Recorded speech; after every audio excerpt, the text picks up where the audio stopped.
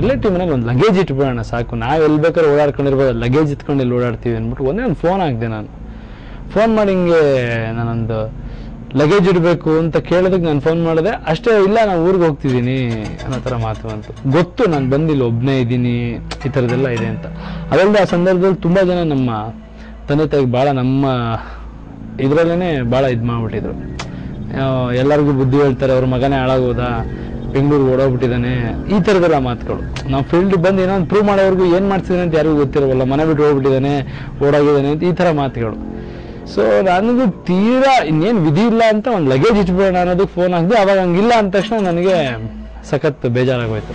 ಸರಿ ಅಂತ ಫೋನ್ ಇಟ್ಟೆ. ಫೋನ್ ಇಟ್ಟ ತಕ್ಷಣ ನನ್ನ ಫ್ರೆಂಡ್ ಮೋಹನ್ ಅಂತ, ಆ ಫಿಲಮಲ್ಲಿ ಅಸೋಸಿಯೇಟ್ ಡೈರೆಕ್ಟರಾಗಿ ವರ್ಕ್ ಮಾಡ್ತಿದ್ದಂಥ ಮನುಷ್ಯ, ಆ ಮನುಷ್ಯ ಜೊತೆಲಿ ನಿಂತ್ಕೊಂಡಿದ್ರು.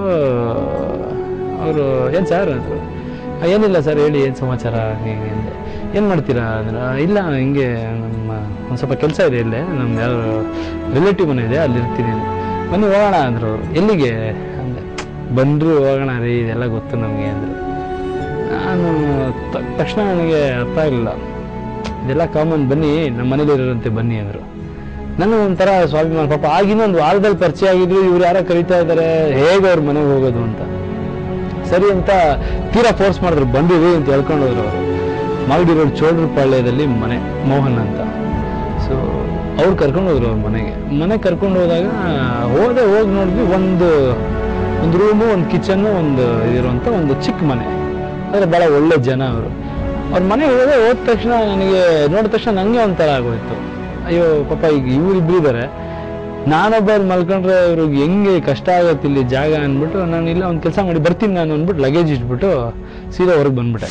ಮೆಜೆಸ್ಟಿಕ್ಕಲ್ಲಿ ಇಡೀ ರಾತ್ರಿ ಕಳೆದಿದ್ದೀನಿ, ಒಂದು ಇಡೀ ರಾತ್ರಿ ನಾನು ಬೆಳಗಿನ ಜಾವ ಆಗೋವರೆಗೂ ಇಡೀ ಮೆಜೆಸ್ಟಿಕ್ಕಲ್ಲಿ ಅಲ್ಲೇ ಇದ್ದೆ ನಾನು, ಇಡೀ ಮೆಜೆಸ್ಟಿಕ್ಕಲ್ಲಿ.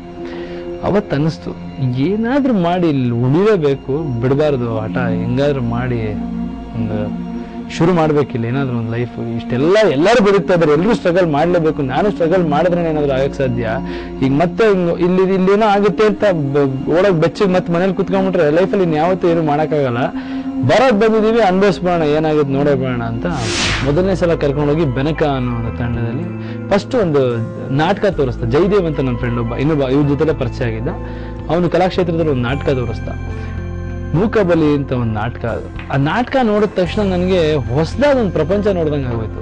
ನನಗೆ ನಾಟಕಗಳು ಅಂದರೆ ಬರೀ ಪೌರಾಣಿಕ ಇದು ಈ ಥರದೊಂದು ಯೋಚನೆ ಇತ್ತು. ಯಾವಾಗ ನಾಟಕ ಅದನ್ನು ನೋಡಿದ ತಕ್ಷಣ ನನಗೆ ತುಂಬ ಒಂಥರ ಅಟ್ರಾಕ್ಟ್ ಆಗೋಯ್ತು. ಓಕೆ, ಇದು ಬೇರೆ ಏನೋ ಒಂದು ಪ್ರಪಂಚ ಇದೆ, ಇಲ್ಲಿ ನಾನು ಮಾಡಬೇಕು ಅಂತ. ಸರಿ, ನಾನು ಆ್ಯಕ್ಟ್ ಮಾಡಬೇಕಲ್ಲ, ಅಭಿನಯ ತರಂಗ ಅಂತ ಅದೊಂದು ಇನ್ಸ್ಟಿಟ್ಯೂಷನ್. ಸೊ ಅಲ್ಲಿ ಸೇರಬೇಕು ಅಂದರೆ ಅದು ಕೋರ್ಸು ಅದು ಯಾವುದೋ ಟೈಮಲ್ಲಿ ಶುರು ಆಗುತ್ತೆ, ಹಾಗೆ ಹೀಗೆ ಅಂತ ಬಂತು. ಸರಿ, ಮತ್ತೆ ಏನು ಮಾಡ್ಬೋದು ಅಂತ ಕೇಳಿದ್ರೆ ನಂಜುಂಡ ಅಂತ ನನ್ನ ಫ್ರೆಂಡ್ ಅವನು ಹೇಳ್ದ, ಬೆನಕ ಅಂತ ತಂಡ ಇದೆ, ಅಲ್ಲಿ ಆ್ಯಕ್ಟಿಂಗ್ ಸೇರ್ಬೋದು, ಕಲಿಬೋದು, ಅಂದರೆ ಅಲ್ಲಿ ನಾಟಕಗಳಲ್ಲಿ ಅಭಿನಯಿಸ್ಬೋದು ಅಂತ ಹೇಳ್ದ. ಕರ್ಕೊಂಡು ಹೋಗ್ತೀನಿ, ಕಷ್ಟ ಅಲ್ಲಿ ತುಂಬ ಜನ ಇರ್ತಾರೆ, ಸಿಗೋದು ಕಷ್ಟ, ನೋಡೋಣ ಬಾ ನಿನ್ನ ಅದೃಷ್ಟ ಏನು ಅಂತ ಕರ್ಕೊಂಡು ಹೋದ. ಸರಿ ಅಂತ ಹೋದ್ವಿ. ಹೋದ ತಕ್ಷಣ ಅಲ್ಲಿ ಕಿಟ್ಟಿ ಅಂತ ಒಬ್ಬರಿದ್ದಾರೆ, ಬೆನಕ ಕಿಟ್ಟಿ ಅಂತ, ಕಿಟ್ಟಿ ಅಂಕಲ್ ಅಂತ ಕರಿತೀನಿ ನಾನು. ಅವರು ಫಸ್ಟ್ ಅವ್ರ ಪರಿಚಯ ಆಯ್ತಲ್ಲಿ. ಪರಿಚಯ ಆದ ತಕ್ಷಣ ನೋಡಿದ ತಕ್ಷಣ ನಾಗಾಭರಣ ಅವರೆಲ್ಲ ಇರುವಂಥ ಒಂದು ಸಂಸ್ಥೆ ಅದು. ನಾಗಾಭರಣ ಅವರ ಮಗಳ ಮದುವೆ ಅವತ್ತು, ಅಂದರೆ ಆಗಿನ ನಾನು ಫೀಲ್ಡ್ಗೆ ಎಂಟ್ರಾಗಿ ಒಂದು ವಾರ ಅಂದ್ಕೊಂಡೆ. ಅವತ್ತಿನ ದಿನ ನಾಗಾಭರಣ ಅವ್ರ ಮಗಳ ಮದುವೆ ನಡೀತಾ ಇತ್ತು, ಅಲ್ಲಿಗೆ ಕರ್ಕೊಂಡು ಹೋದ ನಮ್ಮ ನಂಜುಂಡ. ಕರ್ಕೊಂಡು ಹೋಗಿ ಅಲ್ಲೆಲ್ಲರನ್ನೂ ಪರಿಚಯ ಮಾಡಿಸ್ದ. ಅವತ್ತು ನನ್ನ ಅದೃಷ್ಟನೂ ಅಂತೆ ಸ್ಟಾರ್ಟಿಂಗ್ ಹೋಗಿದ್ದೆ, ಅದು ಹೊಸದಲ್ವಾ. ಅವತ್ತಿನ ದಿನ ಅವ್ರ ಮದುವೆ ಅಂದ ತಕ್ಷಣ ತುಂಬ ಜನ ಗೆಸ್ಟ್ಗಳು ಬರ್ತಾರೆ. ಡಾಕ್ಟರ್ ರಾಜ್ಕುಮಾರಿಂದ ಹಿಡಿದು ವಿಷ್ಣು ಸರಿಂದ ಹಿಡಿದು ಎಲ್ಲ ಬಂದರು. ನನಗೆ ಹೆಂಗಾಗೋಯ್ತಂದರೆ ಅದು ಒಂಥರ ಅಲ್ಲಿ ಹೋದ ತಕ್ಷಣ ಸ್ಟ್ರೈಟಾಗಿ ಡಾಕ್ಟರ್ ರಾಜ್ಕುಮಾರ್ ಅವ್ರು ನೋಡಿದ್ರೆ ಹೇಗಿರುತ್ತೆ ಯೋಚನೆ ಮಾಡಿ ನೀವು. ಅಷ್ಟು ನೀವು ನೋಡಿ ಆ ರೀತಿ ಒಂದು ಅವ್ರ ಬಗ್ಗೆ ಒಂದು ದೊಡ್ಡ ಇಮೇಜ್ ಇದ್ದು, ಅಷ್ಟು ಪ್ರೀತಿ ಇಟ್ಕೊಂಡು ಅವ್ರ ಬಗ್ಗೆ ಅವ್ರ ಸಿನಿಮಾಗಳನ್ನು ನೋಡಿ ನನಗೇನೋ ಒಂದು ಸಡನ್ ಥ್ರಿಲ್ ಆಗೋಯ್ತು ನನಗೆ. ಅದು ಹೆಂಗಾಯ್ತು ಅಂದರೆ ಹಿಂಗೆ ನಾನು ಉಲ್ಟಾ ತಿರ್ಕೊಂಡು ಹಿಂಗೆ ನಿಂತಿದ್ದೆ. ಅಣ್ಣವ್ರು ಎಲ್ರಿಗೂ ನಮಸ್ಕಾರ ಮಾಡ್ತಾರೆ ಗೊತ್ತಲ್ಲ, ಅವ್ರು ಪ್ರೀತಿಯಿಂದ ಹಂಗೆ ಹಿಂಗೆ ನಮಸ್ಕಾರ ಮಾಡ್ತಿರ್ಬೇಕಾದ್ರೆ ನನ್ನ ಎದುರುಗಡೆ ಹಿಂಗೆ ಕಿಟ್ಟಿ ಅಂಕಲ್ ಅವ್ರು ನಿಂತಿದ್ದವರು ಅಲರ್ಟ್ ಆದರು. ಅವ್ರು ಸಡನ್ನಾಗಿ ಹಿಂಗೇನೋ ತಿರುಗಿದ್ರು, ಹಿಂದೆ ಯಾರೋ ಬಂದಂಗೆ ಆಯಿತು ಅಂತ ನನಗೆ ಗೊತ್ತಾಯ್ತು.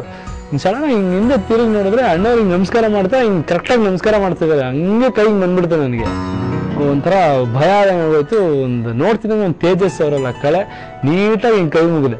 ಅಣ್ಣವ್ರು ಹಿಂಗಂತ ಹಿಂಗೆ ಹೋದ್ರು. ಅವರು ಕಿಟ್ಟಿ ಅಂಕಲ್ ಏನ ನಿನ್ನ ಅದೃಷ್ಟ ಲೇ ಅಂದ್ರು. ಯಾಕೆ ಸರ್ ಅಂದೆ. ನೋಡಿದ ತಕ್ಷಣ ನೀಟಾಗಿ ಅಣ್ಣವ್ರು ನೀಟಾಗಿ ಎದುರುಗಡೆ ಇಷ್ಟು ಕ್ಲೋಸಾಗಿ ಸಿಕ್ಕಿದ್ರಲ್ಲ ನಿನಗೆ, ನೋಡಿ ನಾನು ಎಷ್ಟೋ ದಿನದಿಂದ ಮೀಟ್ ಮಾಡಿರಲಿಲ್ಲ, ಈ ಥರ ಎಲ್ಲ ಹೇಳಿದ್ರು, ನೋಡಿರಲಿಲ್ಲ, ಚೆನ್ನಾಗಿದೆ ಬಿಡ ನಿನಗೆ ಅದೃಷ್ಟ ಇಲ್ಲಿ ಅಂದರು. ಎಲ್ಲ ಆರ್ಟಿಸ್ಟ್ಗಳು, ವಿಷ್ಣು ಸರ್ನ ಮೀಟ್ ಮಾಡಿದೆ, ಎಲ್ಲರನ್ನೂ ಮೀಟ್ ಮಾಡಿದೆ. ನೋಡ್ತಿದ್ದಂಗೆ ಅವತ್ತೇನೋ ಒಂದು ಕಾನ್ಫಿಡೆನ್ಸ್ ಬರೋಕ್ಕೆ ಶುರು ಆಯಿತು.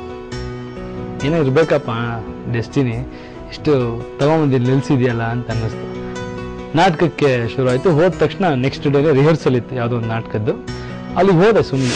ಯಾವುದೋ ಒಂದು ಡ್ರಾಮಾಗೆ ಬಾಂಬೆಗೆ ಹೋಗ್ಬೇಕಿತ್ತು. ಬರ್ತೀರಾ ಬಾಂಬೆಗೆ ಅಂದರು.